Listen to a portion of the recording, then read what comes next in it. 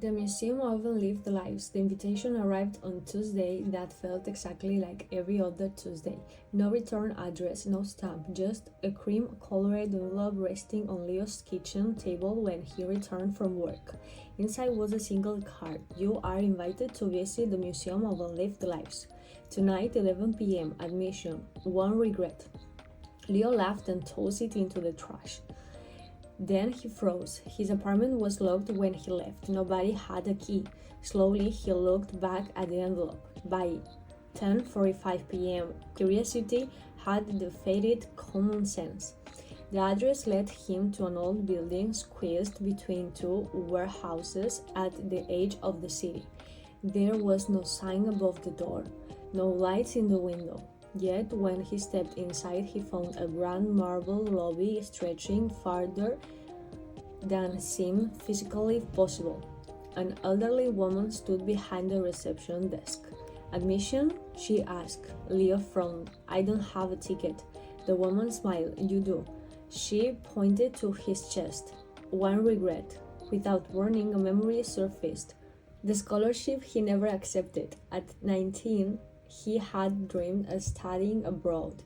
Instead, he stayed home because he was afraid of failing, afraid of being alone, afraid of discovering he wasn't as talented as people believed. The woman nodded, accepted. A heavy door opened behind her. "Enjoy the museum." Leo stepped through. The first room looked ordinary until he saw the plaque. "The life of a man who took the scholarship." Inside stood an entire world. He watched another version of himself speaking fluent languages, traveling, teaching, laughing with people from countries he had never visited. Alternate Leo looked alive in a way he hadn't felt for years. A painful ache settled in his chest. "What a waste," he whispered. "You think so?" The voice came from behind him. A younger security guard leaned against the wall. Leo hadn't noticed him before. The guard wore a name tag.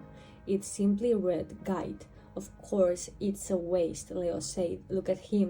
The guide shrugged. "Keep walking." The next room displayed another version of Leo. This one had started a company, millions of dollars, magazine covers, recognition, success.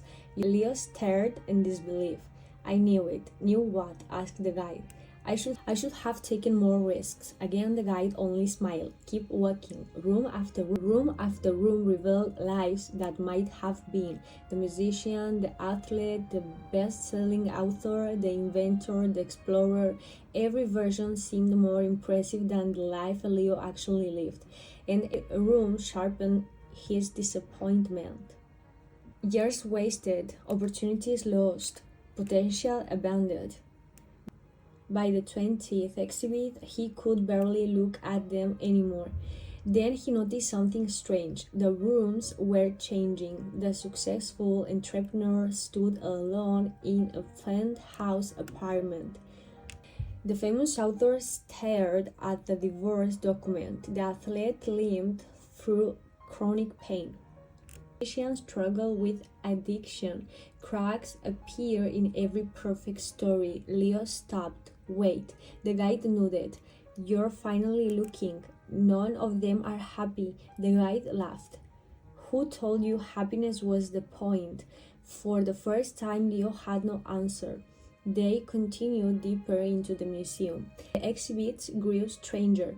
One room showed a version of Leo who never experienced failure. Everything came easily. Every opportunity succeeded. Every relationship worked. Every dream became reality. At first, it looked wonderful. Then Leo noticed the man's face. There was no depth, resilience, no wisdom, no gratitude. The version of himself had achieved everything and learned almost nothing. Another room showed a Leo who never felt fear. He became fearless, bold, legendary, and reckless. By age 40, he was dead. Another room displayed a Leo who never experienced heartbreak. His life remained comfortable, predictable, safe, but he never learned how deeply he could love. Leo felt a chill. The museum wasn't celebrating these lives, it was examining them, dissecting them, questioning them. At the end of a long corridor stood a final door. Unlike the others, it was locked. "What is this one?" Leo asked. The guide's expression changed. "This is the exhibit everyone comes to see." "Why is it locked?" "Because people rarely want to enter." Leo pushed the door open. Inside was a simple room. No trophies, no fame, no wealth, no extraordinary achievements. Just a small house, a family dinner, friends gathered around the table, ordinary moments, laughter, mistakes, forgiveness, growth, life he actually lived. Leo stared, confused. This can't be right. The room seemed painfully average. Then he noticed something. Unlike every other exhibit, this one wasn't finished. The walls continue into darkness. The story kept going. The future remained unwritten. "What does this mean?" he asked. The guide stepped beside him. "It means all the others exhibits are complete." He looked again. The entrepreneur's life had an ending. The musician's life had an ending. The explorer's life had an ending. Every possibility was frozen forever. Only one exhibit remained alive, his own. The guide pointed toward the darkness. "That part belongs to you." A realization hit him with surprising force. He had spent years comparing reality to imaginary versions of himself. The man he could have been, the man he should have been, the man everyone expected him to become. But none of those people existed. They were stories, possibilities, ghosts, and he had allowed those ghosts to steal appreciation for the only life that was actually happening. Can I see the rest?" Leo asked quietly. The guide shook his head. "No, why not? Because then it would become another exhibit." The answer lingered in the air. Leo finally understood. Growth wasn't about becoming the perfect version of himself. There was no perfect version. Every path carried victories and losses. Every choice opened the door and closed another. The goal wasn't to find the best possible life. The goal was to fully inhabit the one he had. The museum began to fade. The walls dissolved into light. The exhibits disappeared. The guide's voice echoed through the emptiness. "Most people believe personal growth means becoming someone new. What does it mean then?" Leo asked. "It means becoming present enough to stop mourning lives you never lived." The next moment, Leo found himself standing outside his apartment. The sun was rising. The invitation was gone. The museum was gone. Everything looked exactly the same. Yet somehow everything felt different. For the first time in years, he wasn't thinking about the opportunities he had missed. He wasn't replaying old mistakes.